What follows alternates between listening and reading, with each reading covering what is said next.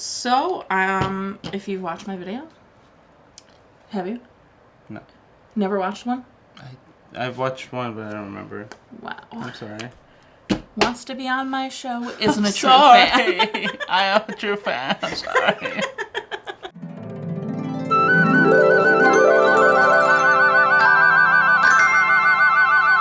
Welcome back to Every Disney Movie Ever. My name is Jess, and I'm watching Every Disney Movie Ever. Today, I'm going to talk about The Rescuers, and I have a guest, Christian! Hi, everyone. Yay! Everyone Yay. say hi to Christian. He'll read it in the comments if he watches it. Yes. And, this is my best friend Haley's boyfriend. He's also my friend, yes. Obviously. Hello. And he wanted to watch The Rescuers because he grew up watching it kind of in Spanish. Yes, it was an experience. It was different. So this was the first time you watched it in English, It right? was, yeah. Oh, that's so exciting. The Rescuers is a 1977 animated theatrical release. It's directed by Wolfgang Reitherman, John Lounsbery, and Art Stevens. It's edited by Jim Koford and James Melton. It's written by Larry Clemmons and a bunch of other writers, and it's based off or suggested by stories The Rescuers and Miss Bianca by Margery Sharp. Wolfgang Reitherman and John Lounsbery I both covered in the Many Adventures of Winnie the Pooh video I made, so if you want to learn all about them, go check them out. The link will be in the description. And Art Stevens has been involved in every animated feature since Fantasia. Wow. Yeah. Jim Koford, best known for Bad Lieutenant, Fox and the Hound, Black Cauldron, and this. And also James Melton. Yeah. Good, who good, just good, covered who just covered in the Winnie the Pooh video. And if you want to check that out, the link is in the description. Killed it. As far as I'm concerned, nicely Thanks. done. Larry Clemmons I also covered in the Many Adventures of Winnie the Pooh video, and I think you get the point that the link's in the description. Yes. Check it. Check it out. It was a great video. Artie Butler, best known for Grease 2, Annie Hall, and Because I Said So. Kill it! You did it! Important animators include Ollie, Johnston, Milt, Kahl, Frank Thomas, and Don Bluth. Don Bluth, many of you know as the guy who left with a bunch of other animators and created his own studio and competed with Disney in the 90s. Well, he used to work for Disney, and this was his first role as an animator and not an assistant animator. The film stars Bob Newhart, Ava Gabor, Geraldine Page, Michele, Stacy, and Jimmy MacDonald. Bob Newhart plays Bernard, and he's most famous for being a comedian, as well as The Bob Newhart Show and Newhart. He also won an Emmy for his role in The Big Bang Theory. Ava Gabor, she plays the role of Bianca. She's also best known for Green Acres, The Aristocats, and if you recognize the last name, she has two famous sisters. Geraldine Page plays Madame Medusa. She was nominated for 7 Academy Awards and won 1 for The Trip to Bountiful. She also won 2 Emmys, 2 Golden Globes, and was nominated for a bunch of Tonys. She's incredibly decorated, and one of the animators, I think Milt, Kahl, or Ollie Johnston, said that she nailed every single one of Medusa's lines in 1 take. That's impressive. That's insane. That's impressive. Insane. Michele Stacy, who plays the role of Penny. She's also known for Airplane, Logan's Run, Demon's Seed, and this.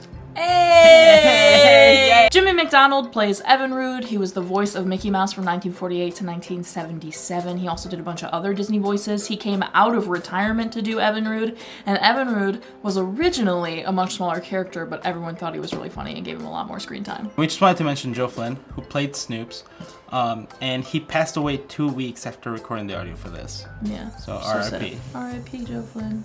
His last live-action film was The Strongest Man in the World. Passed away just at the end of production for that film, and he had already recorded the dialogue for this, which came out 2 years after he recorded it. This film kind of went through a huge metamorphosis, which is kind of common for their animated films. They always start as one thing and end up something completely different. This film was originally started to develop in 1962. Walt Disney was part of the original development of it, and it was a lot more faithful to Margery Sharp's original stories, and it was a little bit political, especially at the time because of the Cold War and the Russians, so Walt shelved it because he didn't like all the political overtones.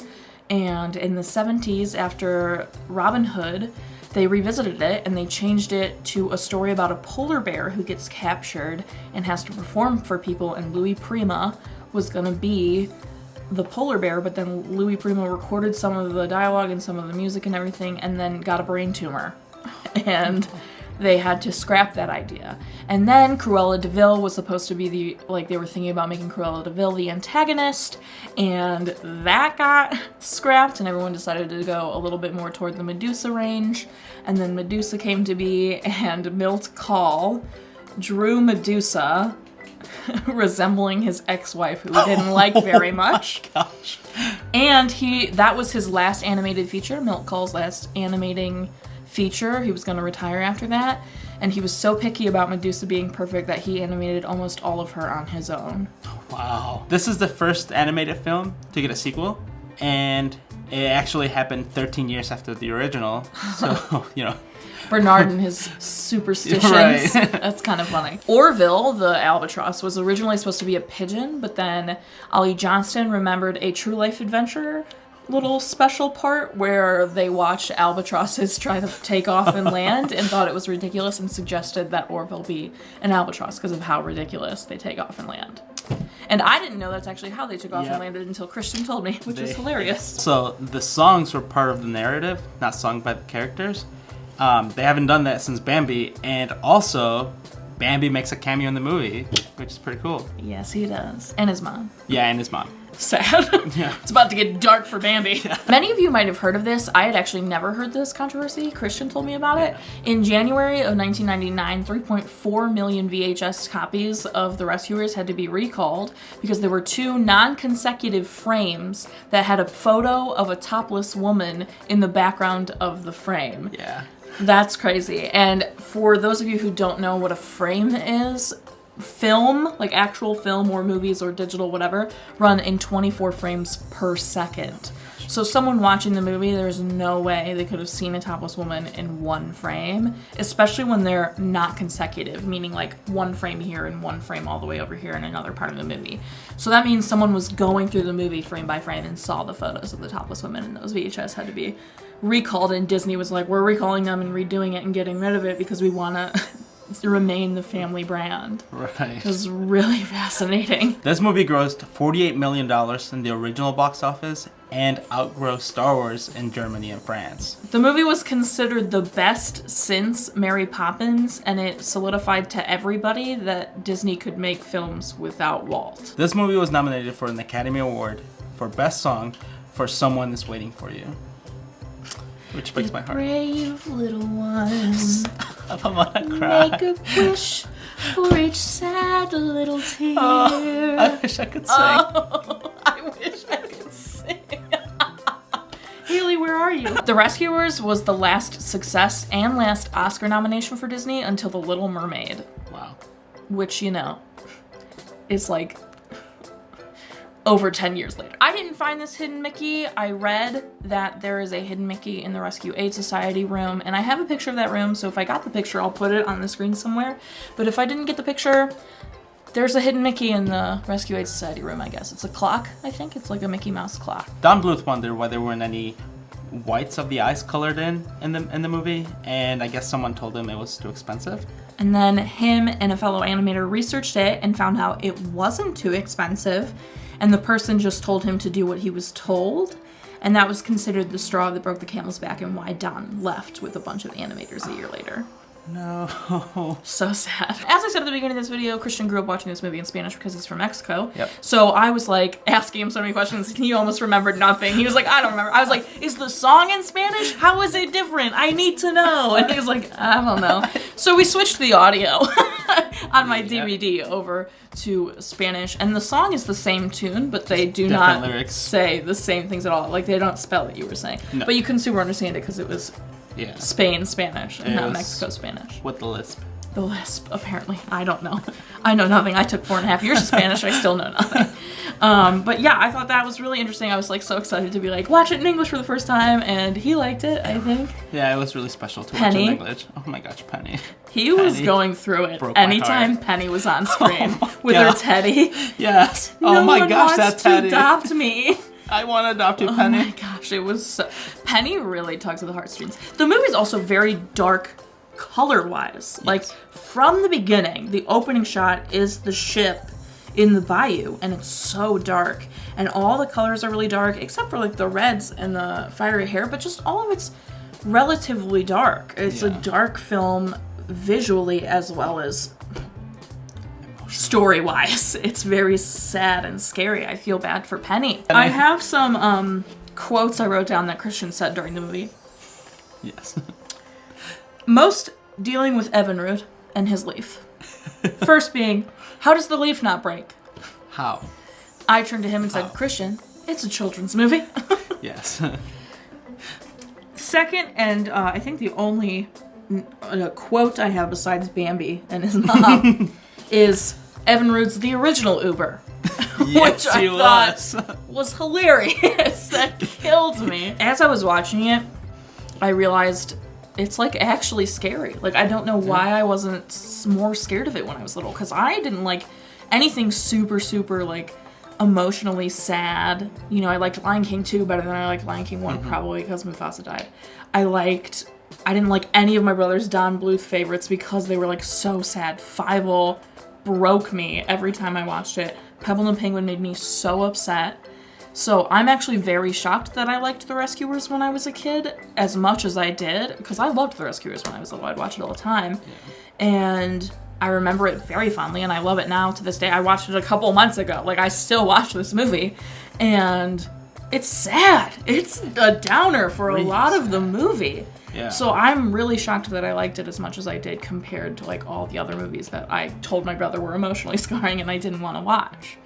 So, I mean, if you're actually watching it, it's kind of terrifying. Like, the bayou is scary, the hole that she has to get the diamond out of is scary. There's skeletons, there's pirates, the crocodiles, Nero and Brutus. Like, there's so much of it that's scary. Right. Like, how does that, when she's digging for the diamond, how does that not make it claustrophobic as a kid? Or like when she's starting to go down the hole, the like sinkhole, the blowhole, whatever you want to call it. Right. It's like, that's so scary. I remember being like, oh my gosh, she's gonna drown. We're all gonna drown. It's horrifying. But I'd watch it. I'd watch it over and over again. Yeah. Where like an American Tail, I'd be like, get that away from me. It's so American sad. American Tail, super sad. It is so sad. Sorry, Don Bluth. I don't know if any of you are familiar with IMDb's Internet Movie Database. I get some of my information from that. And there's this whole section called Goofs, where it's like mess-ups in the film. And there were a ton for this film, and I couldn't verify all of them. I think most of them get verified by IMDb, and that's why they're up there and you're allowed to read them. But I'm just gonna link it in the description because there were so many. There were things like Bianca's coat is on in this, and then off, and then like on again, and like stuff like that. Those tiny little like discontinuity errors and all that kind of stuff. So definitely, like, I'll link those in the description. They're really fun to read because it's hilarious when there's like mess ups. Right. How do you feel about The Rescuers? I really enjoyed it. It was really an experience to watch it in English for the first time. Not really that I remember the dialogue from watching it in Spanish. No, of course. But a lot of the same feelings started to come back. Mm-hmm. You know, it kind of brought me back to putting in the VHS tape. Yes. Running when I was a kid and watching it with my brother. I had the VHS tape for sure. The big cover too. Right. Like a sleeve. Push it with my little hands. Cover. Yes. Yes. And then, it was, so thank you. Thank you for coming and watching it. Yeah. But at the beginning, right when we started The Rescuers, I said, oh, you've never watched this in English. Medusa's voice is perfect. Now, having watched it, do you agree? I agree 100%. Isn't it so perfect for who she is? Yeah, it fits. Snoops! She's just so prime. Yes. Geraldine Page, I'm not surprised to hear that she killed it in one take every time because her voice was just perfect for Medusa. All the voices were perfectly casted. I just think it was really, really, really well voice casted, and I think as much as I love hearing familiar voices, and there are familiar voices in the film. John Fiedler, who plays Piglet, is in this movie as a owl, the priest owl, and the guy who plays the one that drinks all the moonshine is also a repeating Disney voice a lot. So there are familiar Disney voices in the movie, but none of them are the leads, and as much as I love hearing the classic Disney voices, it's also really nice to not hear them and be able to get sucked into the story, not going, oh, he plays the Cheshire Cat. Oh, he plays Baloo. Oh, you know what I mean? Like, it was just, or like Sterling Holloway was the Cheshire Cat in Winnie the Pooh. Okay. And then Baloo is also, whoever. It's just really nice to be able to get absorbed in the story, not recognizing a lot of the voices. Although I bet a lot of parents who took their children to see The Rescuers were like, oh my gosh, that's Bob Newhart, you know, like, because he was a big deal. I think he spoke at the opening of Walt Disney World in 1972, so. That's really cool, I didn't know that. Yeah, and I agree with you, like, I think that really brings you into the story. Yeah, because you're not like, who is that? Who is that? Yeah. What else have they done? Who is that? Yeah, you're not I think distracted. that helps a lot. And even I think that captured the parents as well. Yeah. You know? Guys, The Rescuers. Check it out. Yeah. This is the one that has both. It won't focus, guaranteed, because I took off autofocus. Well. But this is the one, this is the Blu-ray that has the sequel in it, so see you 13 years from now. Right. Actually, not 13 years from now, but it might be a few. I have no 9D. Maybe 2. But highly recommend The Rescuers. Yes. The Rescuers is so 100%. prime. If you have not seen the original Rescuers, what are you doing? Yeah. If you've seen the sequel and haven't seen the original, get out. Yep. Although the sequel is so good. So good. So, you know, I know I'm not covering it yet, but highly recommend both of them. Yes, definitely check them out. I want to thank Christian. I want to thank Jess for coming and being in this video, and we both agree that Haley has to be in one now. Yes. Haley. Tag you're it. Tag you're it, yes!